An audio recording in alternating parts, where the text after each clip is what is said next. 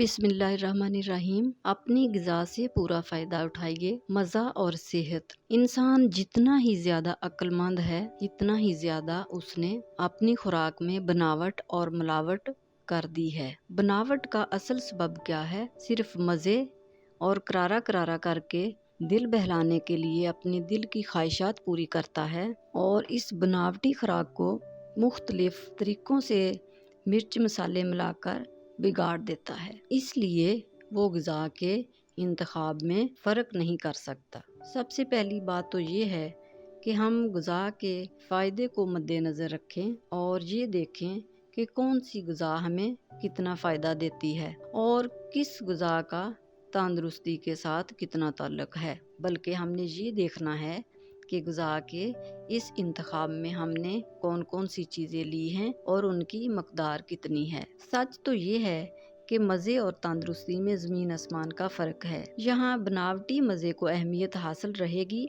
वहाँ तंदुरुस्ती नहीं रह सकती, और यहाँ तंदुरुस्ती मुकद्दम होगी, वहाँ हम मज़े को नहीं देखेंगे। यूँ तो हर एक की अपनी अपनी पसंद होती है और हर खाने पीने में अल्लाह ताला ने एक कुदरती मज़ा रखा होता है। इस मज़े को अपने मज़े के साथ ज़्यादा समझें और इस मज़े को समझें कि ये बहुत ही मेरे लिए मुफीद है। सेहतमंद खुराक और लजीज खुराक में एक खासा फ़र्क होता है और वही फ़र्क हमारी सेहत में भी होता है। जो खुराक सेहत के लिए अच्छी नहीं, उसमें मिर्च मसाले, नशे, शराब वगैरह शामिल हैं, और जो सेहत के लिए मुफीद है उसमें दूध, अनाज, फल, सब्जियां और इस तरह की ताज़ा चीज़ें शामिल हैं। जो लोग सेहतमंद ग़िज़ा खाते हैं वो इसका चुनाव करते वक्त ये सोचते हैं कि तंदुरुस्ती के लिए किन किन चीज़ों की और कितनी ज़रूरत है, फिर इसका मज़ा चाहे कैसा ही क्यों ना हो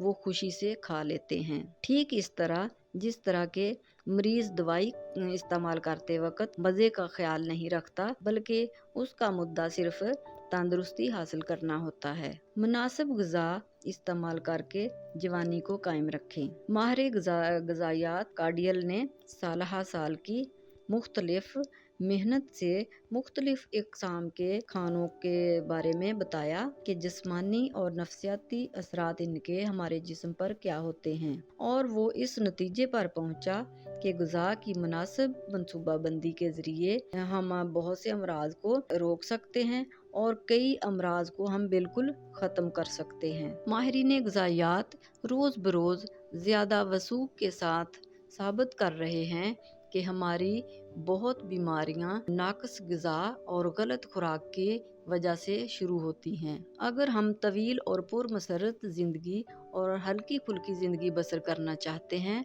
तो हमें अपनी ग़िज़ा की सही मनसूबाबंदी करनी चाहिए। हमारी हालत ये है कि हम में से बहुत से अफराद मेज़ के पास बैठकर मामूली कामकाज बिला मशक्क़त करते हैं और खुराक एक सख्त मेहनत करने वाले मजदूर जैसी भारी और शकील खाते हैं जो देर से हजम होती है। याद रखिए कि इब्तदाई उम्र, बचपन, जवानी, लड़कपन में तो हम अपनी ग़िज़ाओं की बेहतियातियाँ जो हैं वो बर्दाश्त कर सकते हैं, मगर 40 साल की उम्र के बाद ख़राब ग़िज़ाई आदत को जारी रखना बिलाशुबा बहुत ही ख़तरनाक होगा और इसका खमियाजा भुगतना पड़ेगा। दुनिया भर के अखबारों और रसालों में मोटापा दूर करने और दुबला पतला होने के लिए ग़िज़ा की जो तवील फ़हरिस्त शाया होती रहती है, इससे ये पता चलता है कि लोग ठीक तरह से अपनी ग़िज़ा नहीं खा रहे। वो चटपटी और नशास्तेदार ग़िज़ाएं इस्तेमाल कर रहे हैं, जिसकी वजह से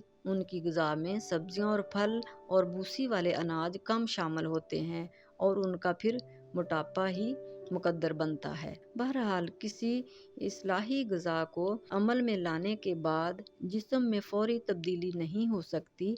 सालहा साल की गलत ग़िज़ाई आदतों के असरात को दूर करने के लिए और नई ग़िज़ा से मुनासबत व मुवाफ़क़त हासिल करने के लिए और काफ़ी मेहनत दरकार होती है। इसलिए ग़िज़ा तब्दील करने के बाद अज़्मो इस्तिक़लाल से काम लेना होगा और ग़िज़ाओं की इस्लाह करके हम احساس تسکین کے ساتھ اپنی زندگی اور صحت کو برقرار رکھ سکتے ہیں اور مختلف نفسیاتی اور جسمانی عوارض سے محفوظ رہ سکتے ہیں۔